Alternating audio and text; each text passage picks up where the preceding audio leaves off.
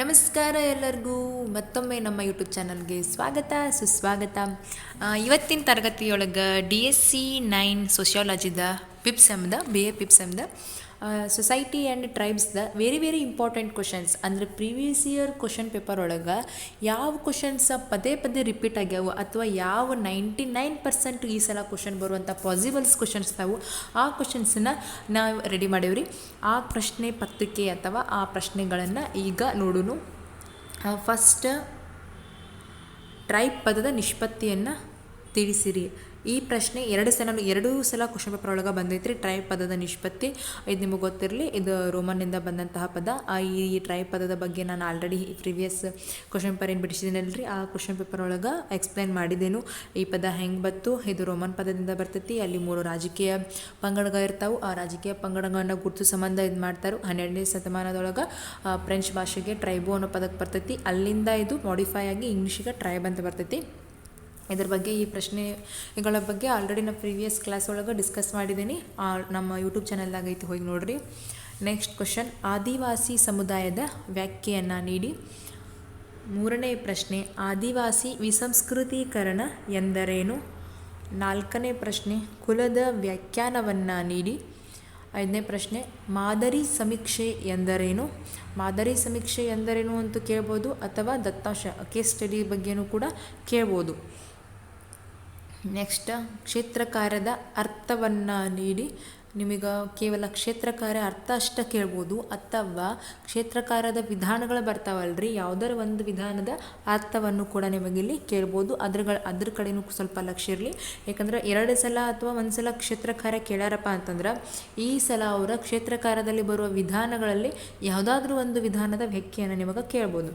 And 7ನೇ ಪ್ರಶ್ನೆ, TRIFED ಅನ್ನು ವಿಸ್ತರಿಸಿ ಅಂತ ಕೇಳ್ಯಾರು. ಇದು 2024 ಕ್ವಶನ್ ಪೇಪರ್ದಾಗ ಕೇಳಿರು, 2025ದಾಗಿಲ್ಲ. ಸೊ ಈ ಸಲ 2025-26 ಕ್ವಶನ್ ಪೇಪರ್ ಒಳಗೆ ನಿಮಗೆ ಈ ಪ್ರಶ್ನೆ ರಿಪೀಟ್ ಆಗುವ ಸಾಧ್ಯತೆ ಐತಿ. ನೆಕ್ಸ್ಟ್, ಮಾಧ್ಯಮಿಕ ದತ್ತಾಂಶ ಎಂದರೇನು? ಮಾಧ್ಯಮಿಕ ದತ್ತಾಂಶ ಎಂದರೇನು? ನೆಕ್ಸ್ಟ್, 5 ಮಾರ್ಕ್ಸಿಗೆ ಇಂಪಾರ್ಟೆಂಟ್ ಕ್ವಶನ್ಸ್ ನೋಡ್ರಿ. ಕುಲದ ಲಕ್ಷಣಗಳನ್ನು ವಿವರಿಸಿ. ಈ ಪ್ರಶ್ನೆ 2024 ಆ್ಯಂಡ್ 2024-25 2 ವರ್ಷದ ಪ್ರಶ್ನೆ ಪತ್ರಿಕೆಯಲ್ಲೂ ಕೂಡ ಈ ಪ್ರಶ್ನೆ ಬಂದೈತಿ. ಈ ಬಾರಿನೂ ಈ ಪ್ರಶ್ನೆ ಬರುವಂಥ ಸಾಧ್ಯತೆ ಐತಿ. ನೆಕ್ಸ್ಟ್ ಕ್ವಶನ್, ಬುಡಕಟ್ಟು ಜನಾಂಗದ ಲಕ್ಷಣಗಳನ್ನು ತಿಳಿಸಿ. ಬುಡಕಟ್ಟು ಜನಾಂಗದ ಲಕ್ಷಣಗಳನ್ನು ತಿಳಿಸಿ ಅಂತ ಕೇಳ್ತಾರೋ. ಇಲ್ಲಂತಂದ್ರೆ ಪಂಗಡಗಳ ಲಕ್ಷಣ ಅಂತಲೂ ನಿಮಗೆ ಕೇಳ್ಬೋದು. ಆದಿವಾಸಿ ವಿಸಂಸ್ಕೃತೀಕರಣಕ್ಕೆ ಕಾರಣಗಳನ್ನು ವಿವರಿಸಿ. ನೋಡ್ರಿ, ವಿಸಂಸ್ಕೃತೀಕರಣ ಅಂತಂದ್ರೆ ಏನಂತ ಹೇಳಿ 2 ಮಾರ್ಕ್ಸಿಗೂ ನಿಮಗೆ ಕೇಳ್ಬೋದು, ಒಂದ್ಸಲ ಕೇಳಿದ್ದಾರೆ. ಆಮೇಲೆ ಆದಿವಾಸಿ ವಿಸಂಸ್ಕೃತೀಕರಣಕ್ಕೆ ಕಾರಣಗಳನ್ನು ತಿಳಿಸಿ ಅಂತೇಳಿ ಇನ್ನೊಂದು ಕ್ವಶನ್ ಪೇಪರ್ದಾಗ ಕೇಳ್ಯಾರ. ಸೊ ಇದು 2 ಮಾರ್ಕ್ಸಿಗೂ ಮತ್ತು ಈ ಸಲ 5 ಮಾರ್ಕ್ಸಿಗೆ ಬಂದೈತಪ್ಪ ಅಂತಂದ್ರೆ 2 ಕ್ವಶನ್ ಪೇಪರ್ದಾಗ ಐತಂದ್ರೆ ಈ ವರ್ಷನೂ ಕೂಡ ಈ ಪ್ರಶ್ನೆ ಕಡ್ಡಾಯವಾಗಿ ಬಂದೇ ಬರ್ತೈತಿ. ನೆಕ್ಸ್ಟ್ ಕ್ವಶನ್, ಮಾಹಿತಿ ಸಂಗ್ರಹಣೆಯಲ್ಲಿ ಕ್ಷೇತ್ರಕಾರ್ಯದ ಮಹತ್ವವನ್ನು ವಿವರಿಸಿ. ಕ್ಷೇತ್ರಕಾರ್ಯದ ಮಹತ್ವ, ಮಾಹಿತಿಯನ್ನು ಸಂಗ್ರಹ ಮಾಡೋಕ್ಕೆ, ಒಂದು ಯಾವುದೋ ವಿಷಯದ ಮೇಲೆ ನಾವು ಸ್ಟಡಿ ಮಾಡಕತ್ತದು, ಸಂಶೋಧನೆ ಮಾಡತ್ತಪ್ಪ ಅಂತಂದ್ರೆ ಕ್ಷೇತ್ರಕಾರ್ಯ ಕೇವಲ ನಾವು ಏನು ಲ್ಯಾಬ್ ಒಳಗೆ ಕುಂತ ಏನು ಮಾಡ್ತೀವಲ್ಲ ಅದಕ್ಕಿಂತನೂ ಆ ಒಂದು ಪ್ರದೇಶಕ್ಕೆ ಹೋಗಿ ಅಲ್ಲಿಯೇ ಭೇಟಿ ನೀಡಿ ಮೂಲ ವ್ಯಕ್ತಿಯನ್ನು ಭೇಟಿ ಮಾಡಿ ಅವರಿಂದ ಪಡೆದುಕೊಳ್ಳೋಂಥ ಮಾಹಿತಿ ಏನೈತಲ್ಲ, ಕ್ಷೇತ್ರಕಾರ್ಯ ಮಾಡಿ ಆ ಮಾಹಿತಿ ಅಥವಾ ಮಾಹಿತಿ ಸಂಗ್ರಹಣೆ ಮಾಡಬೇಕಾದ್ರೆ ಆ ಕ್ಷೇತ್ರಕಾರ್ಯ ಯಾವ ರೀತಿ ಪಾತ್ರವನ್ನು ನಮ್ಮ ಮೇಲೆ ಪ್ರಭಾವ ಬೀರ್ತದೆ, ಯಾವ ರೀತಿ ಪಾತ್ರವನ್ನು ವಹಿಸ್ತೈತಿ ಅನ್ನಂಗೆ ಮಾಹಿತಿ ಸಂಗ್ರಹಣೆ ಮಾಡುವಲ್ಲಿ ಕ್ಷೇತ್ರಕಾರ್ಯದ ಮಹತ್ವ ಅಂತ ಕೇಳ್ರಿ. ನೀವು ಕ್ಷೇತ್ರಕಾರ್ಯದ ಮಹತ್ವ ಬರೀಬಾರದು, ಮಾಹಿತಿ ಸಂಗ್ರಹಣೆ ಮಾಡುವಲ್ಲಿ ಕ್ಷೇತ್ರಕಾರ್ಯದ ಒಂದು ಮಹತ್ವ ಏನೈತಿ ಅಂದ್ರೆ ಕ್ಷೇತ್ರಕಾರ್ಯ ಮಾಡಿದರೆ ನಮಗೆ ಮಾಹಿತಿ ಹೆಂಗೆ ಸಿಗ್ತೈತಿ, ಯಾವ ರೀತಿ ಮಾಹಿತಿ ಇರ್ತೈತಿ, ಅದು ಸತ್ಯ ಇರ್ತೈತೋ ಅಸತ್ಯ ಇರ್ತೈತೋ, ಪೂರ್ಣ ಸತ್ಯ ಅಥವಾ ಪೂರ್ಣ ಅಸತ್ಯ ಇರ್ತೈತೋ, ಅಥವಾ ಸತ್ಯಕ್ಕೆ ಸಮೀಪ ಇರ್ತೈತೋ, ಈ ರೀತಿಯೊಳಗೆ ನೀವು ಡಿಸ್ಕಸ್ ಮಾಡಿ ಬರಿಬೇಕಾಗ್ತೈತಿ. ನೆಕ್ಸ್ಟ್ ಕ್ವಶನ್, ಆದಿವಾಸಿಗಳ ಸಾಂಸ್ಕೃತೀಕರಣ ಪ್ರಕ್ರಿಯೆಯನ್ನು ವಿವರಿಸಿ. ಇದು ಕೂಡ 2024-25 ಕ್ವಶನ್ ಪೇಪರ್ ಒಳಗೆ ಬಂದಂತಹ ಪ್ರಶ್ನೆ. ಆದಿವಾಸಿಗಳ ಸಾಂಸ್ಕೃತೀಕರಣ ನೋಡ್ರಿ, ಸಾಂಸ್ಕೃತೀಕರಣ ಮತ್ತು ವಿಸಂಸ್ಕೃತೀಕರಣ ಈ 2 ಕ್ವಶನ್ಸ್ ಭಾಳ ಇಂಪಾರ್ಟೆಂಟ್. ಸಂಸ್ಕೃತಲೈಜೇಷನ್ ಆ್ಯಂಡ್ ಡಿಸಂಸ್ಕೃತಲೈಜೇಷನ್ ಅಂತ ಬರುತ್ತೆ. ಈ 2 ಪ್ರಶ್ನೆಗಳು ಒಂದು ಪ್ರಶ್ನೆ ಕಡ್ಡಾಯವಾಗಿ ಬಂದೇ ಬರುತ್ತೆ, ಅಥವಾ ಒಂದು ಪ್ರಶ್ನೆ 5 ಮಾರ್ಕ್ಸಿಗೆ, ಇಲ್ಲ ಒಂದು ಪ್ರಶ್ನೆ 10 ಅಂಕಕ್ಕೆ ಕಡ್ಡಾಯವಾಗಿ ನಿಮಗೆ ಈ ಸಲ ಪ್ರಶ್ನೆ ಪತ್ರಿಕೆಯಲ್ಲಿ ಬಂದೇ ಬರುತ್ತೆ. ನೆಕ್ಸ್ಟ್ ಕ್ವಶನ್, ಜಾತಿ ಮತ್ತು ಬುಡಕಟ್ಟು ಪರಿಕಲ್ಪನೆಯ ನಡುವಿನ ವ್ಯತ್ಯಾಸ. ಜಾತಿ ಅಂದರೆ ಏನು, ಬುಡಕಟ್ಟು ಅಂದರೆ ಏನು? ಜಾತಿ ಮತ್ತು ಬುಡಕಟ್ಟು ಎರಡು ಪರಿಕಲ್ಪನೆ ಬೇರೆ ಬೇರೆ. ಇವೆರಡರಲ್ಲಿ ಬರ್ತಕ್ಕಂತಹ ವ್ಯತ್ಯಾಸಗಳು ಅಂದರೆ ಅವರ ಗುಣಲಕ್ಷಣಗಳು ಮತ್ತು ಇವರ ಗುಣಲಕ್ಷಣಗಳು, ಅವರು ಎದುರಿಸುವಂಥ ಸಮಸ್ಯೆಗಳು ಮತ್ತು ಇವರು ಎದುರಿಸುವಂಥ ಸಮಸ್ಯೆಗಳನ್ನು ಡಿವೈಡೇಷನ್ ಮಾಡಿ ನೀವು ಬರಿತಾ ಹೋಗಬೇಕು. ನೆಕ್ಸ್ಟ್ 10 ಮಾರ್ಕ್ಸಿನ ಕ್ವಶನ್ಸ್ ನೋಡೋಣ್ರಿ. ಆದಿವಾಸಿಗಳ ಆರ್ಥಿಕ ವ್ಯವಸ್ಥೆಯನ್ನು ಚರ್ಚಿಸಿರಿ. ಆದಿವಾಸಿಗಳು ಆರ್ಥಿಕವಾಗಿ ಏನನ್ನು ಅವಲಂಬಿಸಿದಾರು, ಅವರಿಗೆ ಆರ್ಥಿಕವಾಗಿ ಎಲ್ಲಿಂದ ಅವರಿಗೆ ಫಂಡ್ ಬರ್ತೈತಿ, ಆಮೇಲೆ ಅವರು ತಮ್ಮ ದಿನನಿತ್ಯದ ಜೀವನ ನಡೆಸೋಗೋಸ್ಕರ ಏನನ್ನು ಅವಲಂಬಿಸಿದಾರು, ಅವರ ಆರ್ಥಿಕ ಮೂಲ ಏನು ಅನ್ನೋದ್ರ ಬಗ್ಗೆ ನೀವು ಬರಿಬೇಕು. ನೆಕ್ಸ್ಟ್ ಕ್ವಶನ್, ಪರಿಶಿಷ್ಟ ಪಂಗಡಗಳ ಅರ್ಥ ಮತ್ತು ವ್ಯಾಖ್ಯೆಗಳನ್ನು ವಿವರಿಸಿರಿ ಅಥವಾ ನೀಡಿರಿ. ಪರಿಶಿಷ್ಟ ಪಂಗಡಗಳು ಅಥವಾ ಪರಿಶಿಷ್ಟ ಜಾತಿ ಬರೋಂಗಿಲ್ಲ, ಪಂಗಡ ಮತ್ತು ಜಾತಿ ಎರಡು ಡಿಫ್ರೆನ್ಸ್ ಬರ್ತದೆ ಸ್ವಲ್ಪ. ಪರಿಶಿಷ್ಟ ಪಂಗಡಗಳ ಅರ್ಥ ಮತ್ತು ವ್ಯಾಖ್ಯೆಯನ್ನು ನೀವು ಇಲ್ಲಿ ವಿವರಿಸಬೇಕು. ಆದಿವಾಸಿಗಳ ಸಾಮಾಜಿಕ ಮತ್ತು ರಾಜಕೀಯ ವ್ಯವಸ್ಥೆಗಳನ್ನು ಚರ್ಚಿಸಿರಿ. ಸಾಮಾಜಿಕ ವ್ಯವಸ್ಥೆ ಅಂತ ಆಲ್ಮೋಸ್ಟ್ ಗೊತ್ತೈತಿ, ರಾಜಕೀಯವಾಗಿ ಸ್ವಲ್ಪ ವಿಭಿನ್ನ ಆಗ್ತೈತಿ.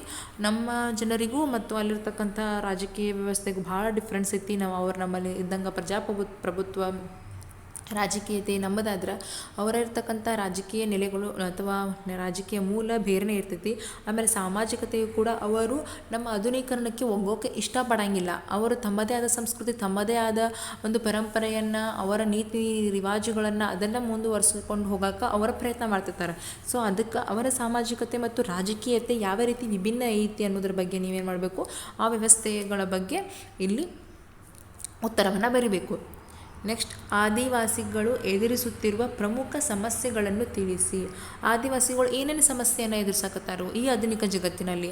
ಆಲ್ರೆಡಿ ಟೆಕ್ನಾಲಜಿ ಭಾಳ ಮುಂದುವರೆದೈತಿ.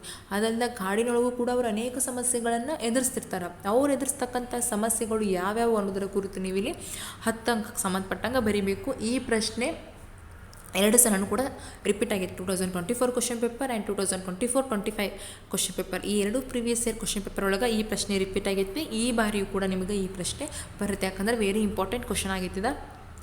ನೆಕ್ಸ್ಟ್, ಕ್ಷೇತ್ರ ಕಾರ್ಯ ಕ್ಷೇತ್ರ ಅಧ್ಯಯನವೂ ಅದು ಭಾಳ ಇಂಪಾರ್ಟೆಂಟ್ ರೀ. ಯಾಕಂದರೆ ಪ್ರತಿ ಪ್ರಶ್ನೆ ಪತ್ರಿಕೆಯೊಳಗೆ ಆ ಪ್ರಶ್ನೆಗೆ ಸಂಬಂಧಪಟ್ಟಂಗೆ 5 ಮಾರ್ಕ್ಸಿಂದೊಂದು, 10 ಮಾರ್ಕ್ಸಿಂದೊಂದು, ಆಮೇಲೆ ಕೊನೆಗೆ ಬರ್ತಕ್ಕಂಥ 5 ಮಾರ್ಕ್ಸ್ನಲ್ಲಿ 2 ಮಾರ್ಕ್ಸಲ್ಲಿ ಬರ್ತಕ್ಕಂಥ ಕೊನೆ 2 ಪ್ರಶ್ನೆಗಳು ಕ್ಷೇತ್ರ ಕಾರ್ಯದ ಮೇಲಿನ ಅದಾವು. ಕ್ಷೇತ್ರ ಅಧ್ಯಯನದ ವಿಧಾನಗಳನ್ನು ಚರ್ಚಿಸಿ. ನೋಡ್ರಿ, ಕ್ಷೇತ್ರ ಅಧ್ಯಯನದ ವಿಧಾನಗಳನ್ನು ಚರ್ಚಿಸಿರಿ ಅಂತ ಕೇಳಾರು.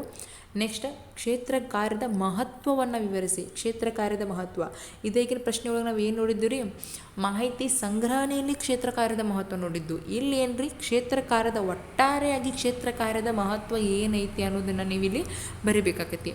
ನೆಕ್ಸ್ಟ್, ಸಹಭಾಗಿತ್ವ ಅವಲೋಕನ ವಿಧಾನದ ಮುಖ್ಯ ತತ್ವಗಳನ್ನು ಚರ್ಚಿಸಿರಿ. ಸಹಭಾಗಿತ್ವ ಅವಲೋಕನ ವಿಧಾನ ಇದು ನಮ್ಮ ಕ್ಷೇತ್ರ ಕಾರ್ಯಕ್ಕೆ ಸಂಬಂಧಪಟ್ಟಂಗೆ ಬರ್ತೈತೆ ರೀ. ಇಲ್ಲಿ ಯಾವ ರೀತಿ ಅವಲೋಕನ ವಿಧಾನ ಮತ್ತು ಇನ್ನೊಂದಷ್ಟು ಬೇರೆ ಬೇರೆ ವಿಧಾನಗಳು ಅದಾವೆ ಅದ್ರೊಳಗೆ ಪರ್ಟಿಕ್ಯುಲರಾಗಿ ಕೊಟ್ಟಾರ ಅವರು. ಸಹಭಾಗಿತ್ವ ಅವಲೋಕನ ವಿಧಾನ ಅಂತ ಹೇಳಿ ಕೊಟ್ಟದಾರು. ಇದು ಒಂದು ಸಲ ಬಂದೈತಿ. ಇದನ್ನು ಬಿಟ್ಟು ಇನ್ನೂ ಯಾವ ವಿಧಾನಗಳು ಅದಾವಲ್ಲ ಅವುಗಳನ್ನು ಸ್ವಲ್ಪ ಕಣ್ಣು ಹಾಸಿರಿ. ಯಾಕಂದರೆ ಒಂದು ವರ್ಷದ ಕ್ವಶನ್ ಪೇಪರ್ ಒಳಗೆ ಇದನ್ನು ಕೇಳ್ಯಾರ ಅಂದರೆ ಈ ವರ್ಷ ಇದಕ್ಕೆ ಸಂಬಂಧಪಟ್ಟಂಗೆ ಇನ್ನೊಂದು ಬೇರೆ ಪ್ರಶ್ನೆಯನ್ನು ಕೇಳ್ಬೋದು ಅಂಥೇಳಿ. ನೆಕ್ಸ್ಟ್, ಆದಿವಾಸಿಗಳ ಕಲ್ಯಾಣವನ್ನು ವಿವರಿಸಿರಿ. ಆದಿವಾಸಿಗಳ ಕಲ್ಯಾಣವನ್ನು ವಿವರಿಸಿರಿ ಅಂತ ಕೇಳಾರು. ಆಮೇಲೆ ಇನ್ನೊಂದು ಸಲ 2024-25 ಪ್ರಶ್ನೆ ಪತ್ರಿಕೆಯೊಳಗೆ ಆದಿವಾಸಿಗಳ ವಿವಾಹ ಪದ್ಧತಿಯನ್ನು ಅಥವಾ ವಿವಾಹ ರೀತಿಯನ್ನು ವಿವರಿಸಿ ಅಂತ ಕೇಳಿದಾರು. ಈ ರೀತಿ ಪ್ರಶ್ನೆಗಳು ಸ್ವಲ್ಪ ಹಿಂದೆ ಮುಂದೆ ಅಥವಾ ಸ್ವಲ್ಪ ಮಾಡಿಫೈ ಆಗಿ ಬರ್ತಿರ್ತಾವೆ. ಇಲ್ಲಿ ಆದಿವಾಸಿಗಳ ಕಲ್ಯಾಣ ಅಂತಂದ್ರೆ ಅವ್ರು ಮುಂದುವರಿತಕ್ಕಂಥ ಅವರ ಪರಿವರ್ತನಾ ರೀತಿಯನ್ನು ನೀವು ಇಲ್ಲಿ ಬರಿಬೇಕಾಗೈತಿ. ಇದನ್ನು ಹೊರತುಪಡಿಸಿ ಈ ಪ್ರಶ್ನೆಗಳಿಗೆ ಸಂಬಂಧಿಸಿದಂತೆ ನಿಮ್ಮ ಸಿಲೆಬಸ್ ಒಳಗೆ ಏನು ರಿಲೇಟೆಡ್ ಐತಿ ಅಂದರೆ 2 ಪೇಪರ್ ಒಳಗೆ ಈ ಪ್ರಶ್ನೆಗಳನ್ನು ಕೇಳಿದಾರು. ಸೊ ಇದಕ್ಕೆ ಸಂಬಂಧಪಟ್ಟಂಗೆ ಇನ್ನೇನು ಉಳಿದೈತಿ ಅನ್ನೋದೈತಿಲ್ಲ ಅವುಗಳನ್ನು ಕೂಡ ಬಿಡಾಕೆ ಹೋಗಬೇಡ್ರಿ, ಸ್ವಲ್ಪ ನೋಡ್ಕೊಂಡು ಹೋಗ್ರಿ. ಆ ಕ್ವಶನ್ಸು ಬರುವಂಥ ಸಾಧ್ಯತೆ ಇರ್ತಾವೆ.